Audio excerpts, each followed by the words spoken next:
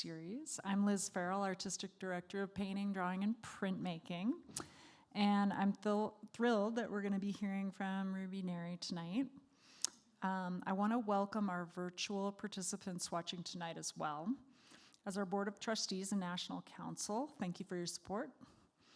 Before we begin, please take a moment to silence your cell phones. I'd also like to remind everyone to attend the ranch-wide orientation, and it's actually happening in here tomorrow morning at 8:45. I want to start by recognizing that the Anderson Ranch campus resides on the traditional ancestral territory of the Ute people, who've called the Roaring Fork Valley and beyond home for over 800 years. Through our mission to promote a wide range of arts, cultures, and voices, we commit to partner with and honor the indigenous ancestors and residents of this sacred land where we learn, work, and create. Tonight's program will consist of a faculty lecture followed by a Q&A, and it's a pleasure to introduce Ruby Neri. Ruby Neri draws upon 20th century West Coast traditions and a global catalog of art historical and anthropological modes. She depicts the human body as a porous instrument of pleasure, terror, and everything in between, placing her in a lineage of Los Angeles-based artists like Mike Kelly and Paul McCarthy. Her focus on hand-driven craft connects her to the Bay Area figurative and funk movements. Over the last 20 years, Neri has been a leading figure in the revival of ceramics as a contemporary art medium.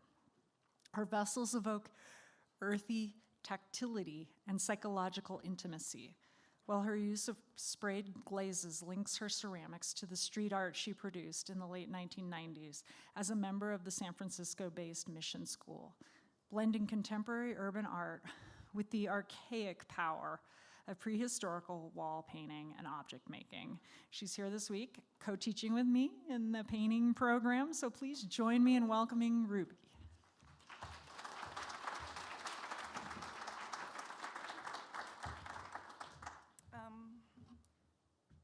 Hello, everyone. Thank you. The altitude is sort of making me woozy, so I hope I don't get too breathy while I'm up here. I'm not the best public speaker either. Wait, hold on.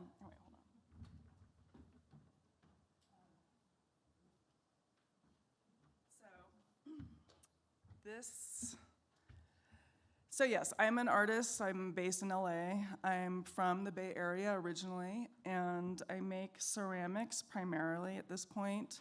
But I started as a painter. I went to the San Francisco Art Institute when I was younger, and that school has now closed. And then, sadly, then I went on to UCLA, and I graduated in the late 90s.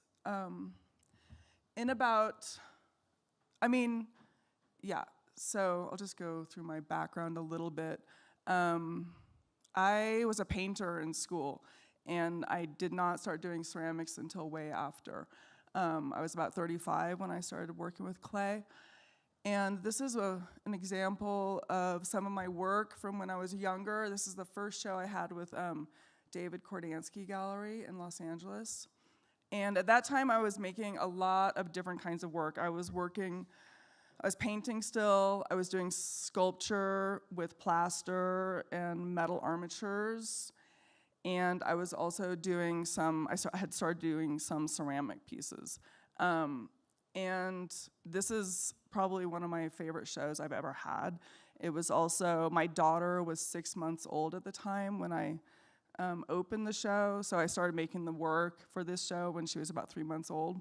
And it was just like a really joyous moment, I feel, in my life. And so I always look back at this show as sort of like a real highlight for me personally.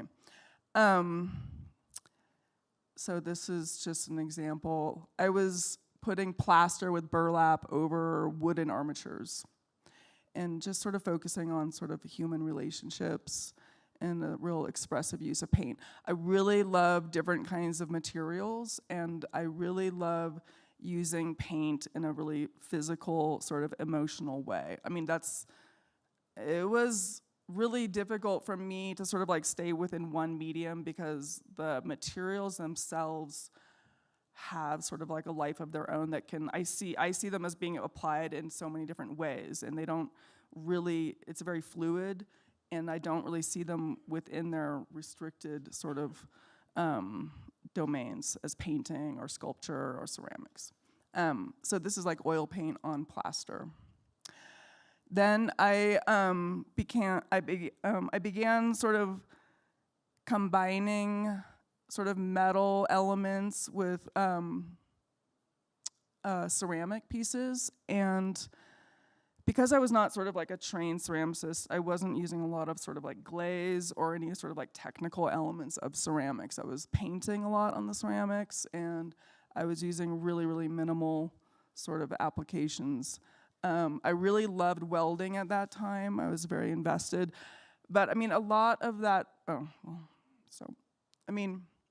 this is sort of the end of like a really long history of work that I was making up until around, 2012. And I had been working, as I said, in all these different sort of mediums, and it was beginning to make me really like schizophrenic, basically, to sort of be like welding armatures and painting on paintings and making ceramics and throwing forms and combining all of these things. And I was really frustrated with, namely, I was really frustrated with making, like fabricating structures to be made into sculptures. And I was finding more and more so that I just really loved working with clay because clay was so immediate. And it didn't require an armature, it requires really like good hand building skills, but if you could hand build, you could make it in the moment. And I think that was really sort of something that took me.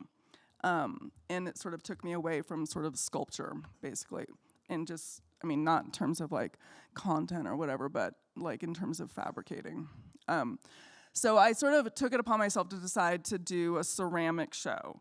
And like all within ceramics, and not really like thinking about sculpture or painting, but just sort of like combining it all in one sort of element. And so, basically I was thinking of all of those things, but using one medium.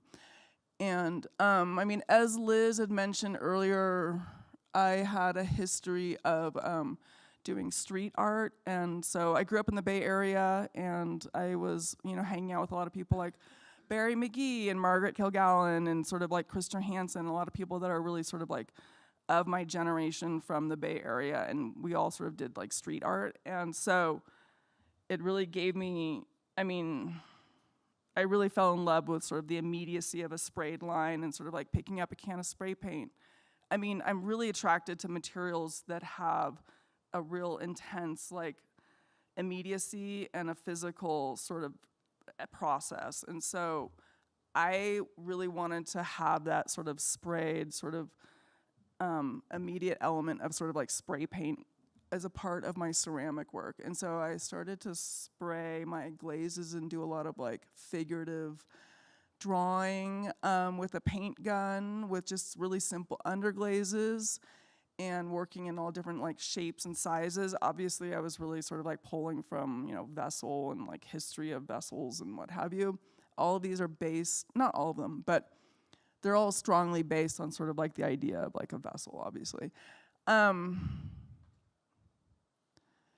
Yeah, so these are a few of the examples from that time period. And so basically from about 2016, I've been working solely with ceramics. And I did not paint for a really long time, but I've sort of like begun to bring it back recently. So my imagery changed quite a bit too.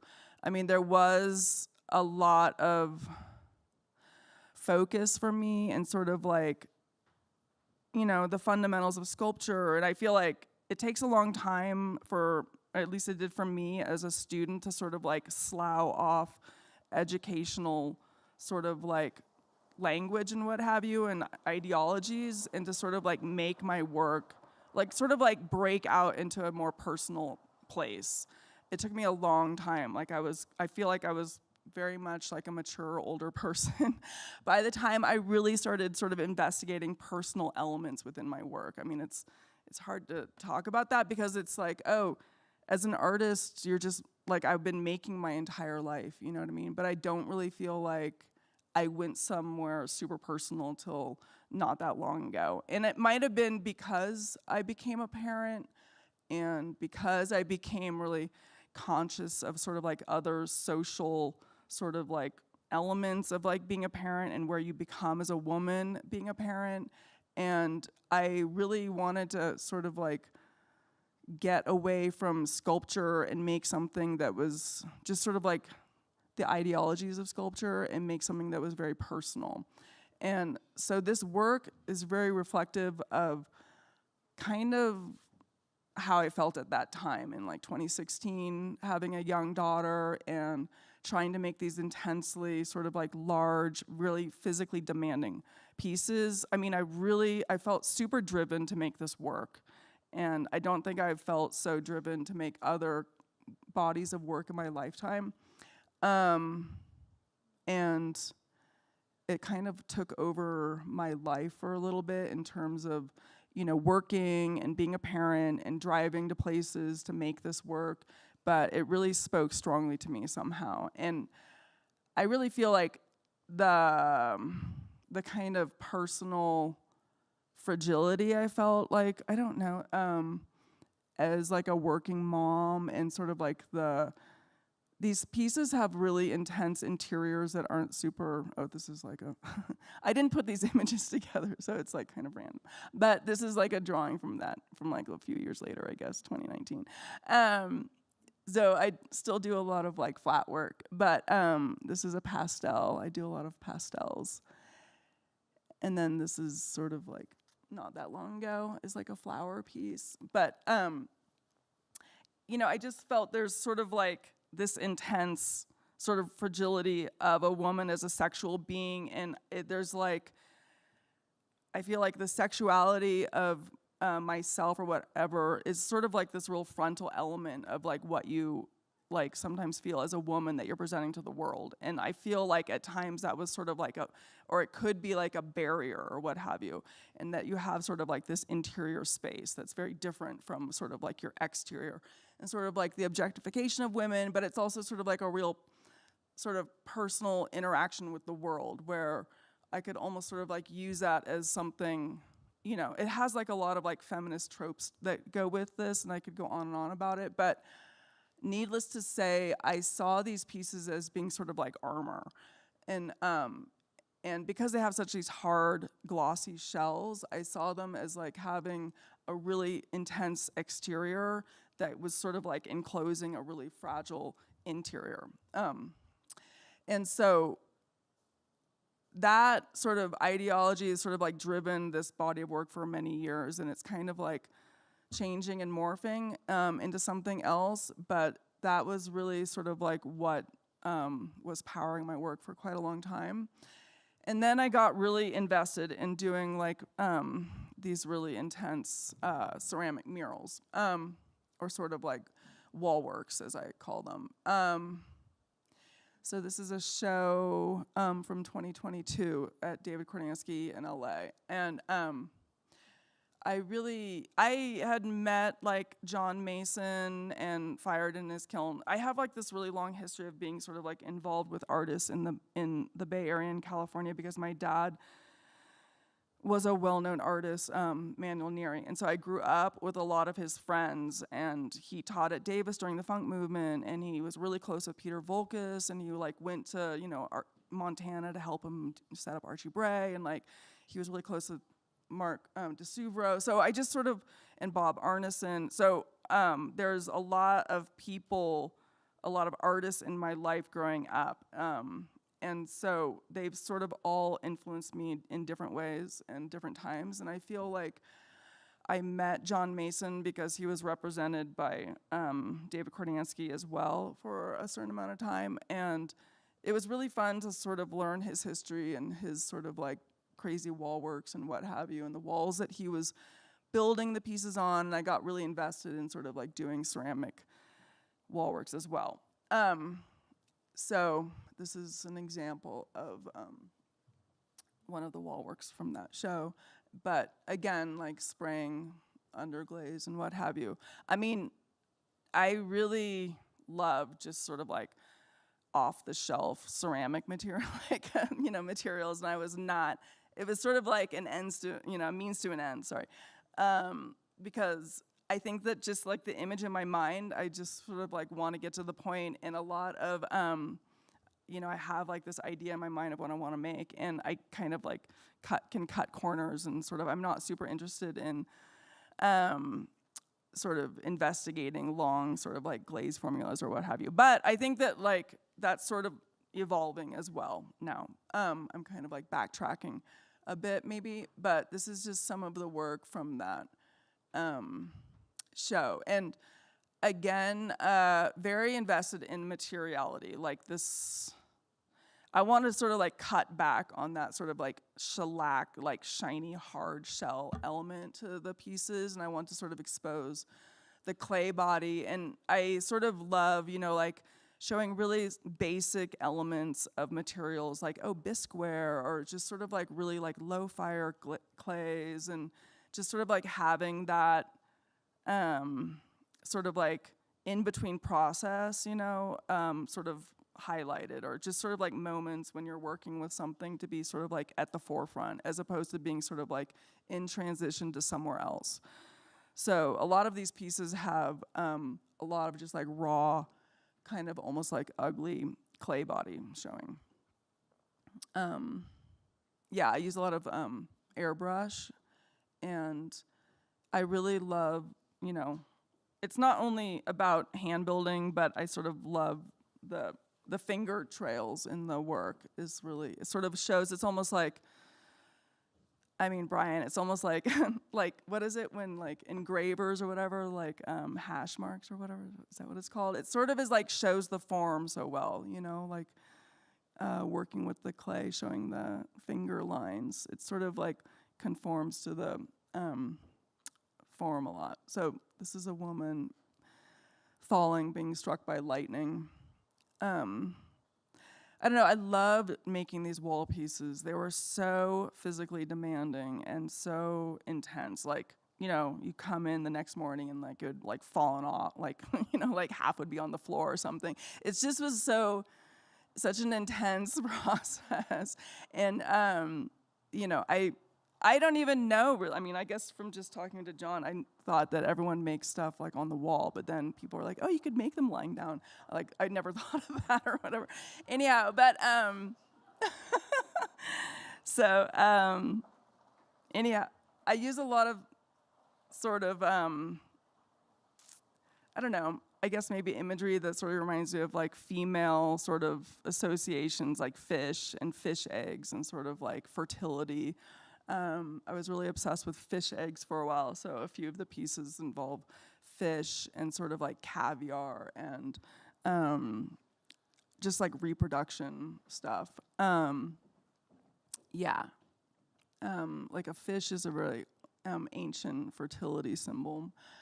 And then like orifices and holes, really intriguing to me. But also it's like, it's so much a part of like clay. Like ceramics is like just historically associated with female and female forms, and it's just sort of like a trope that I like to mess around with. And also, a lot, it's like, sometimes it's sort of is like, I can't help but think of like clay, like people are always trying to control clay. Like as a ceramicist, I'm always trying to like control clay and like control what it's gonna do and keep it from doing, what it might do. And it's such a intense material in terms of like a battle. And I feel like that at times can be sort of like how a woman may feel in terms of like having her body controlled or controlling their bodies, or having someone like external, outside themselves, like controlling their body. So it's sort of like the material lends itself, in my mind, to the imagery that is interesting to me. And then I do a lot of, I only have one image, maybe more. I do a lot of smoking heads, sort of like these busts. And it's not so much about like smoking so much as sort of like a cloud that's sort of partially obscuring the face. It's almost sort of like a mental, like a retreat again, or something to sort of like shield the figure from or sort of like hide behind. Yeah, it's kind of like an internal space. So this is my first sort of institutional show that happened recently at UC Davis at the Neri Museum. And so this sort of like has a few pieces that I'd done not that long before. Like that big piece in the front is a piece called Cat Food. And it's sort of like these cats wanting to eat things. But I was just super grateful to be up there in that space because, again, my dad taught up there for many years at UC Davis, and it meant a lot to me personally. I mean, when I was younger, I was too, like when I went to the Art Institute, it was always a struggle because, you know, my teachers were either my dad's students or sort of like his peers. Like I grew up with a lot of my teachers, like I knew them already.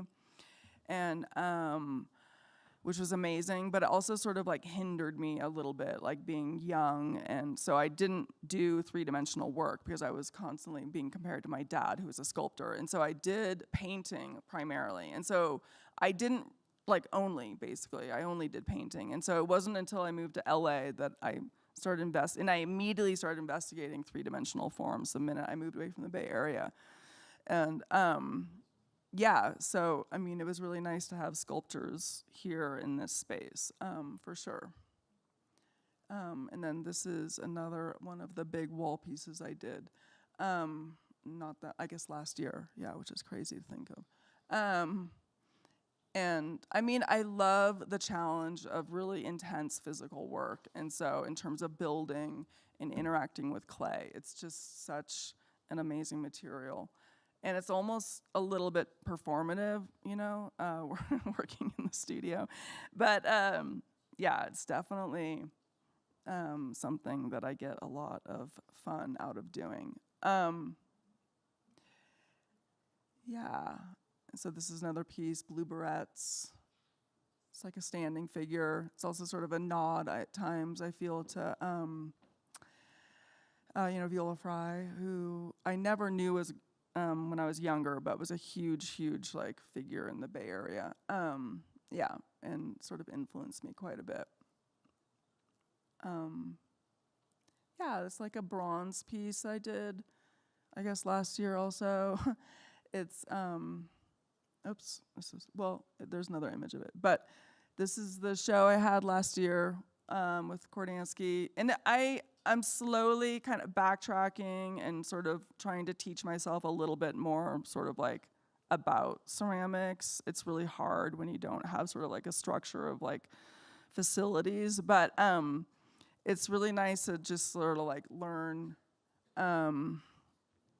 different firing, you know, temperatures and sort of just do something different. I mean, ceramics is incredibly diverse in terms of like its applications, and it's really fun to sort of explore that. So I sort of switched this show up and was just reducing a lot of the work and firing at a different temperature, and it was nice. I mean, I got my gas kiln during the pandemic, and so it was a harsh learning curve to sort of like teach myself how to fire, but because I felt like I was sort of out there on my own, but yeah, it's something that I find a lot of fun doing.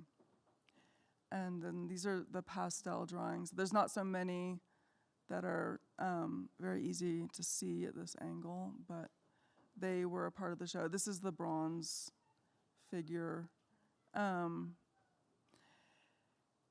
Yeah, so there's some bronze elements that are showing there that it's painted with oil-based enamel, I guess.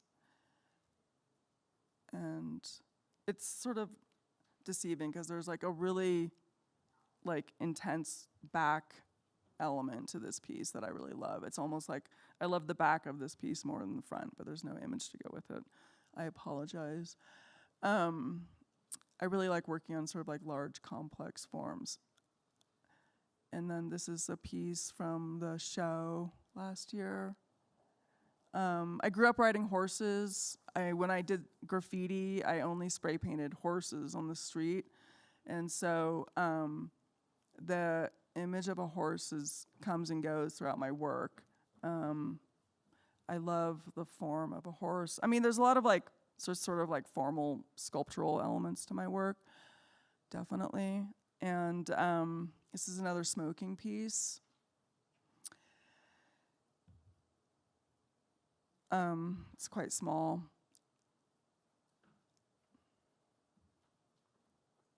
This is a pastel.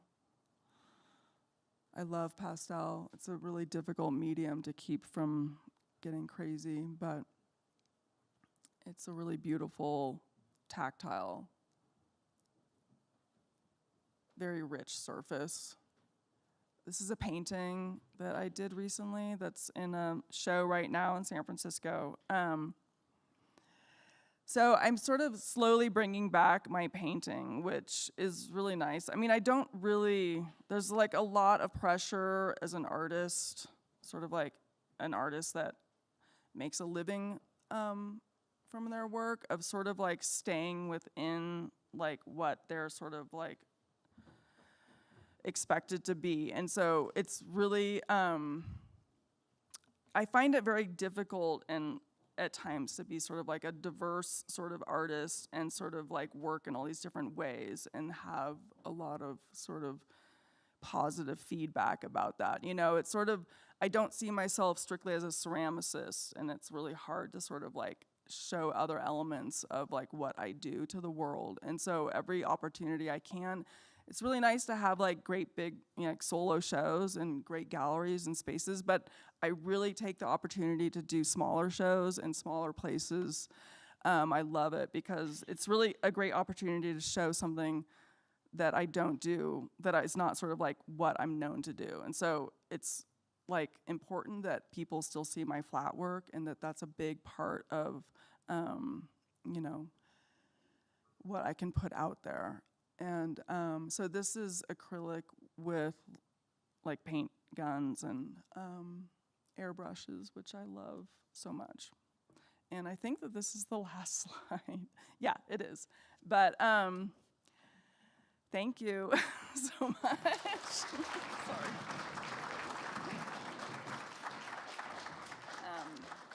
Thank you so much, Ruby. We are going to take questions, and if you could just wait until the microphone gets to you so everyone can hear a question, I'll bring it around.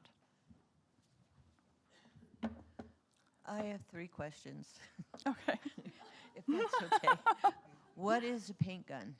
Oh, it's like a bigger airbrush. You know, it's like a paint. You like, you know, it's hooked up to a compressor. It's like what people paint cars with, or automotive decorative elements. It's sort of, if you Google it, it's like you can put paint in it and you spray it. It's like if you mix up if you mix up your own paint, you can put it in there and spray it. It's like So you're doing that with glaze? Yeah, with glaze. Yeah, or paint for my paintings. Okay. Yeah. I mean, ceramicists have done it forever. You know, they spray. It's like an application. Instead of dipping or brushing, you can spray glaze. Yeah. But yeah, a lot of painters use it. I use it. It's great. Okay, the next one is, like you have these wall pieces. How do you install it on the wall? Yeah, I have an amazing person that comes in and creates these crazy brackets for it. It's really sort of like he's like an engineering master. So you do it after the fact? Yeah, I build them on a wall and then take them off. But as I build them, I have in mind how they're gonna be attached. So I sort of like, there's holes in the back of the pieces as I build them because they're hollow like pillows. And then they can hang on a bracket, but each piece gets a bracket. Yeah, it's crazy how he does it. I work with a person that does it. It's amazing. Yeah, I'd love to see the bracket piece, like how you do that.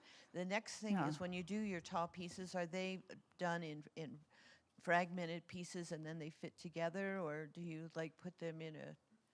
Both. I build. Like the biggest single piece I've done is like 7 feet tall, and then my kiln that I have is not, I can build like a 4-foot piece. So I've done like parts, that can make a big piece. But you know, I like doing a single piece because the composition is sort of like relies so much on the parts. You know, you're restricted by the parts if you build it in parts. Yeah, and then things kind of move and don't fit together after they're fired and stuff. Yeah, you have to do it well. Okay, So it okay, doesn't, those are I my mean, if they don't fit together well, they're gonna fall and hurt someone. So you have to make sure they do. But Okay, yeah. we have Yeah. another question over here.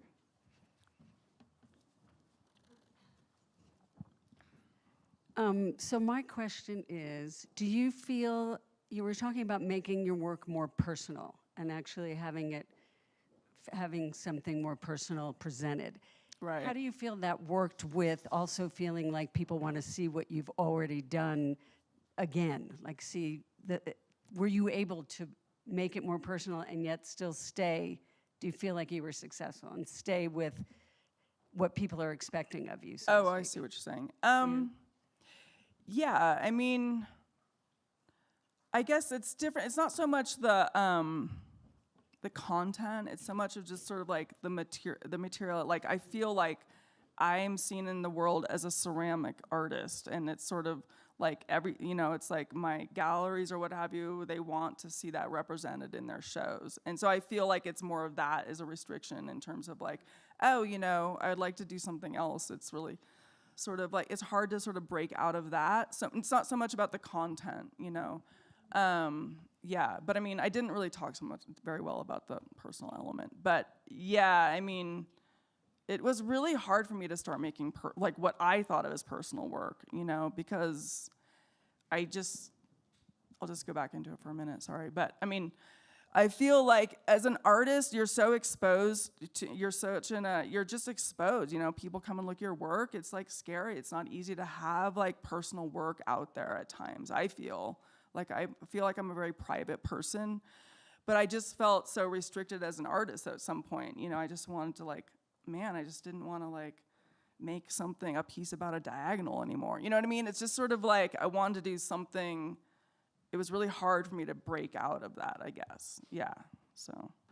But I don't think people in the, in my gallery scene, it's not about the content part, yeah. Mm-hmm. Any more questions? We can take one more question. Okay.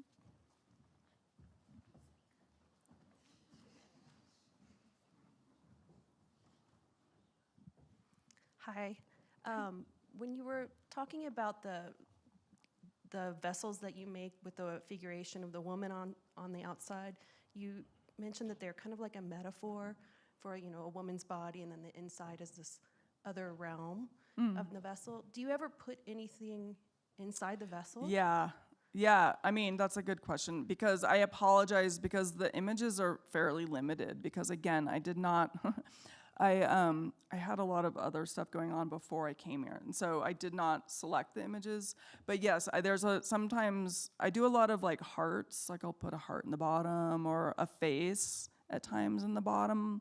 I mean, I haven't done such a vessel form in a while. I'm kind of moved into an enclosed sculptural form lately. But yeah, when I was making them as sort of pots, there would be something in the bottom for sure. Like a face looking up at you, cool. Or hearts, or just sort of a lot of writing, I would sort of spray a lot of writing or my name in there. I mean, I think I was really obsessed with writing my name, but I mean, that kind of came from graffiti or mark making. But yeah, I mean, the interior spaces were really important, yeah, for sure. Not so much now that they're closed, but yeah, it's kind of changed, yeah. Thank you so much, Ruby. Yeah, thank you. Really happy to be here.